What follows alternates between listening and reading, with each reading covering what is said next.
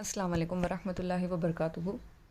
My dear students, we are doing chapter number 3, Formation of a Company.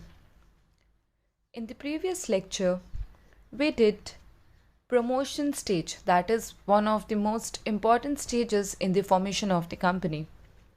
Today we are going to see incorporation of a company, how a company is formed or how a company gets incorporated. See, following are the stages in the formation of the company. The very first one, promotion stage. Second, incorporation of a company stage. And then third, commencement of business stage. Today, we are going to focus on incorporation of a company. See, incorporation of a company, that is, formation of a company depends upon the objects of the company, its scale of operation and amount of capital needed. What are the objects of the company? What is the scale of operation? You are going to start your company on a huge basis, on a large platform, or you're just going to have a small business unit. This is again gets in connection with the amount of capital needed. Once you plan your objectives, once you decide the scale of operation, the amount of capital needed is also decided. And the amount of capital needed defines whether your company is public company or private company. Now see, we are going to see there are 11 stages. We are going to see each one by one. After, doing the promotion stage, there comes incorporation stage, which includes 11 stages. See, following steps are undertaken to incorporate a company, to form a company. There are 11 stages. Let's see the very first one. Obtain digital signature certificate, that is DSC. Digital signature certificate. You have to obtain a certificate. See, a digital signature certificate is needed for persons authorized to sign documents for e-filing. See, nowadays everything is done electronically. All the papers are submitted in e-form. So yes, signature is also done on e-form. Okay, you must have seen, like, when the parcels they deliver, they take your signature on the mobile phone, right? Now everything is going digital. So yes, company has to obtain digital signature certificate. Now see, digital signature certificates of whom?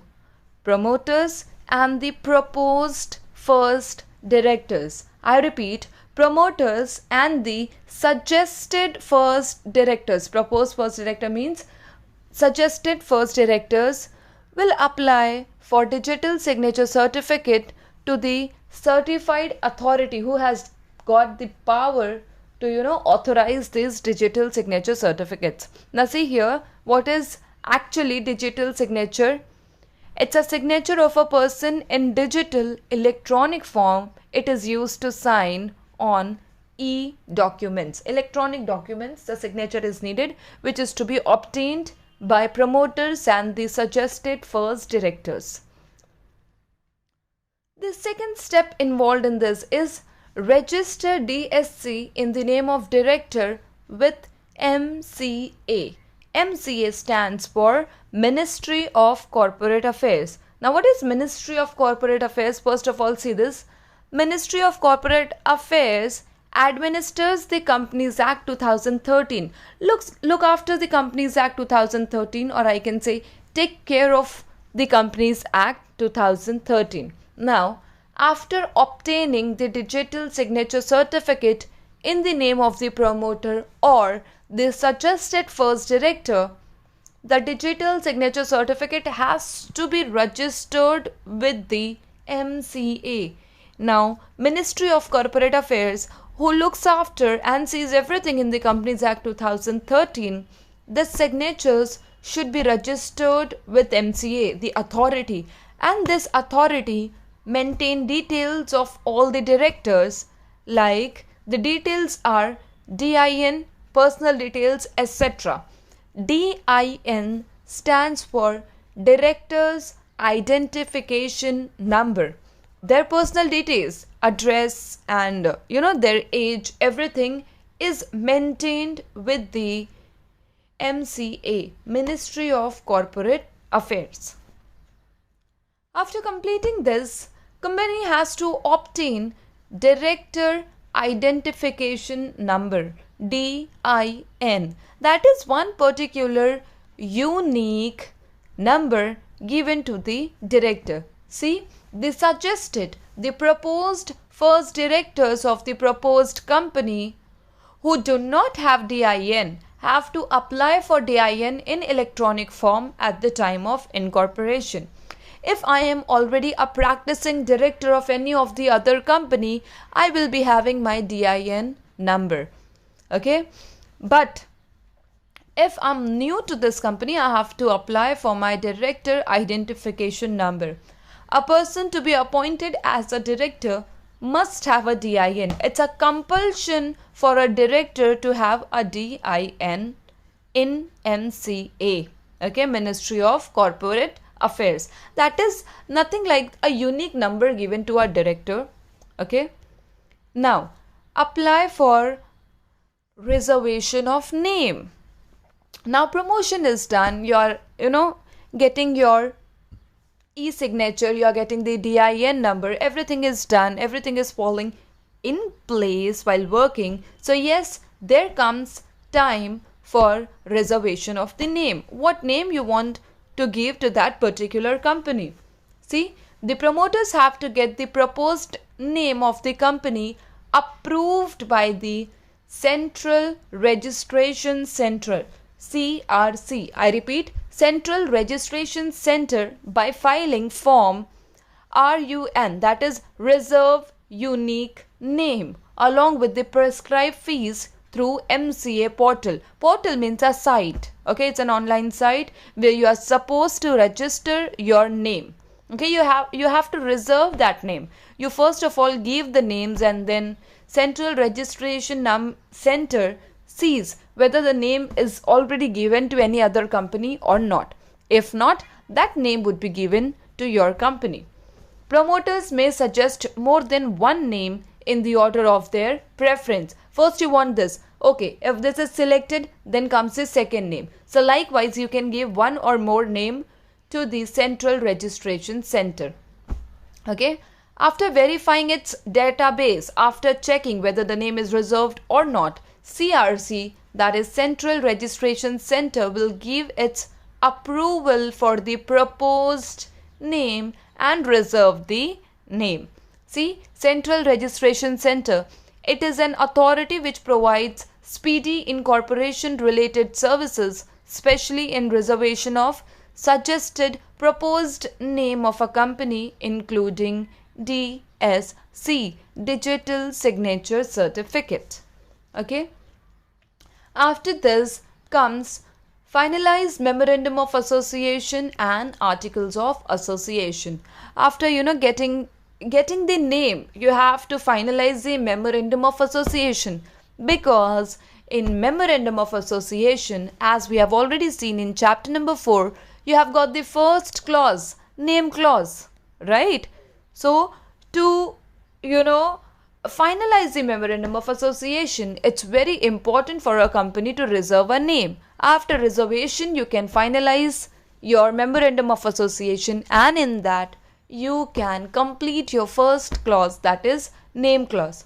Now see, we have already seen in chapter number 4, there are two most important documents of a company, that is MOA, Memorandum of Association, and Articles of Association. Now, these two documents give legal and technical information related to objectives of the company. Memorandum of Association and Articles of Association gives regulations for operation of company pursuant to company law, according to company law. Now, these two documents should be submitted. Now, these two documents should be submitted along with the application for incorporation of a company. When you are going to submit your incorporation form, you are supposed to submit these two documents also. Now see here, memorandum of association and articles of association, you have to finalize the draft, the rough copy for both of them. Then the promoters take the help of professionals. Okay, now making memorandum of association and articles of association is not a easy task. It's not at all easy. So yes, the promoters, they take help of professionals like company secretary, legal experts and accountants. Now, signing, stamping and dating of memorandum and articles of association. Once the draft is formed, the signing, stamping and dating should be done for the two most important documents. See, memorandum of association and articles of association should be signed by each subscriber to the memorandum, those who are there subscribing, okay, writing their names, those who are the promoters of the company or trying to form the company, their signature should be there on the memorandum of association. Now, apart from signature, their name, description, address and their occupation should also be mentioned in that memorandum of association. And this thing, signing, writing their name, description, address, occupation should be done in the presence of at least one witness. There should be one witness that yes, the person has signed in front of me, and who shall attest the signature, who can say this person is of the genuine person, and likewise sign and add his name, description, address, occupation, etc. That person who is witnessing should also sign, write his or her name, address, occupation, etc. Okay. After this, see, after signing, the memorandum and articles of association needs to be stamped as per the Indian Stamp Act 1899. After signing, doing everything, those documents should get stamped. There should be date on memorandum of association and articles of association. That means on which date it was signed, or I can say it was stamped. See, it may be stamping date or any other date after stamping. Due stamp duty is required to be paid at the time of incorporation. Now, the stamping duty charges should be paid at the time of incorporation. Now, coming to the seventh stage, okay, see, preparing other necessary documents needed for incorporation of a company. Now, apart from these documents, there are other documents which are needed, while incorporating a company. The very first one is consent of directors, whether the directors are ready for the position or the job. See, a list of persons who have agreed to be first directors along with their written consent should be prepared. Their personal details, DIN, proof of identity, interest in other firms or companies, etc. should be included in the list. Now see, personal details we all know, DIN we know, proof of identity we know, interest in other firms or company means whether the director is working in any other firm or not, etc. should be included in the list. The required written consent should be in prescribed format as per Companies Act 2013. Now, the way Companies Act 2013 has asked to give a written consent, the director should write in that same format. Okay. Apart from getting consent, the second one is details of manager, secretary, etc. If the articles of association names a person who will be the manager, secretary, etc., particulars of such persons should also be prepared for filing purpose. Now, if the company has already decided who is going to be the manager, who is going to be the secretary of the company, even that list should also be submitted along with the incorporation form. And the third, declaration by subscriber to the memorandum and first directors. Okay, subscriber to the memorandum and first directors should give a declaration. A declaration should be taken from each subscriber to the memorandum of association and every person named as first directors in the articles of association. Now, what is important? That he is not convicted of any offense in connection with the promotion. That is, you are not there with any of the connection, any offense that is done in the promotion. They also have to give an undertaking that all the documents filed with the registrar of companies are correct, complete and true. You have to give a declaration that whatever information promoters have provided is correct, complete and true up to their knowledge. Now coming to the 8th stage, address for communication and notice of registered office address. Even we have seen this in the one clause in memorandum of association. See, at the time of incorporation, if the proposed suggested company has not decided its location of registered office, the promoters have to give an address for communication. If your registered office is still not decided yet, the promoters have to give one registered office address for communication. Now see, as per the Companies Act 2013, a company is required to have a registered office within 30 days of incorporation. Let's say incorporation is done. Now within 30 days, the company should have their own registered office. Okay. Coming to the 9th point as obtain a statutory declaration from. You have to take a statutory declaration from whom? An advocate, practicing company secretary, a cost accountant or chartered accountant who is engaged in the formation of company. Now say these are the persons, these are the, I can say main persons or main holding positions in the company. An advocate, a practicing company secretary. Now obtain a statutory declaration for what? Now see, apart from these, again, to obtain a statutory declaration from a person named in the Articles of Association as director, manager or secretary. Now see, an advocate, practicing company secretary, a cost accountant or chartered accountant, then a person named in the Articles of Association as director, manager or secretary. Statutory declaration what? Stating that all the requirements related to incorporation has been compiled with. You have followed all the rules and regulations for the incorporation. Now coming to the 10th one as filing of application and documents for incorporation of a company. Now you are supposed to file all these applications and documents. See, after all the documents are prepared, the promoters have to submit an application to whom? To the registrar of companies who is going to register your companies in the prescribed form along with all the necessary documents and the prescribed fees for incorporation. Now you have to submit a form of incorporation along with all the important documents to the ROC, Registrar of Companies.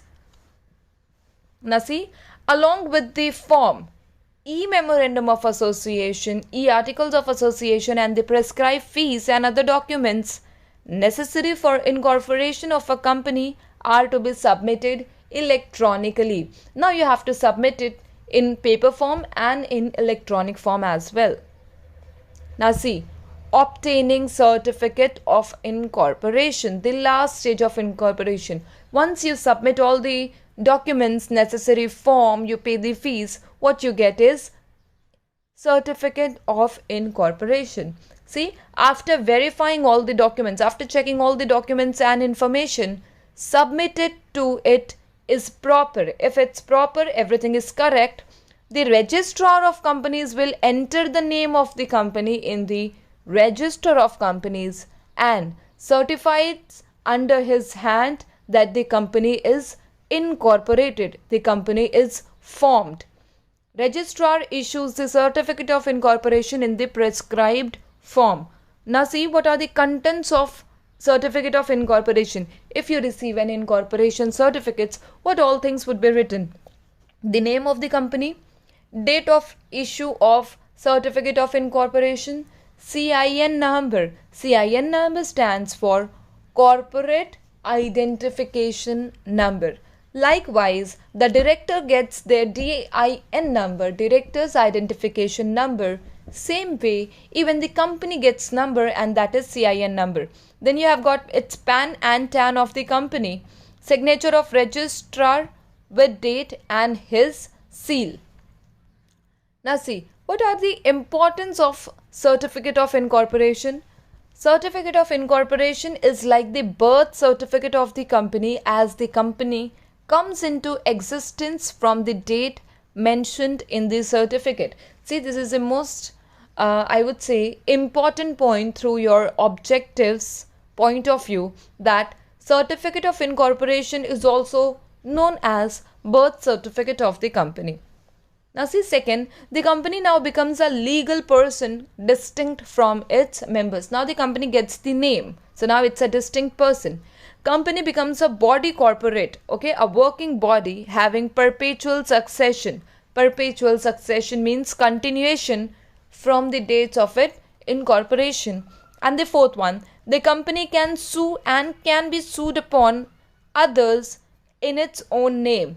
To sue and to be sued means a company can file a case against someone in company's name, and someone else can also file a complaint on company's name. Now see, this is a format for, given by Government of Company, Ministry of Corporate Affairs, Central Registration Center, Certificate of Incorporation.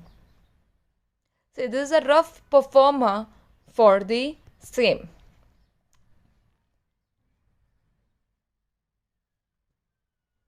Now see, allotment of corporate identity number. See, CIN number.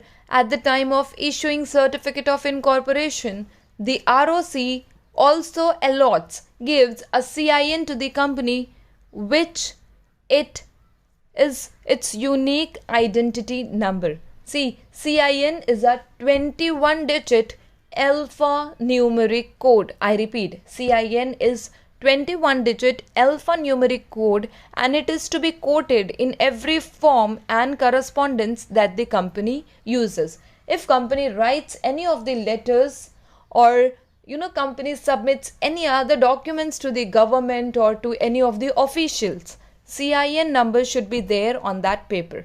Now see, CIN, corporate identity number, issued by ROC at the time of incorporation of a company. It indicates whether a company is listed or unlisted, industry code, state of its location, year of incorporation, ownership type, and registration number. Now see, we are going to see one example of CIN number here.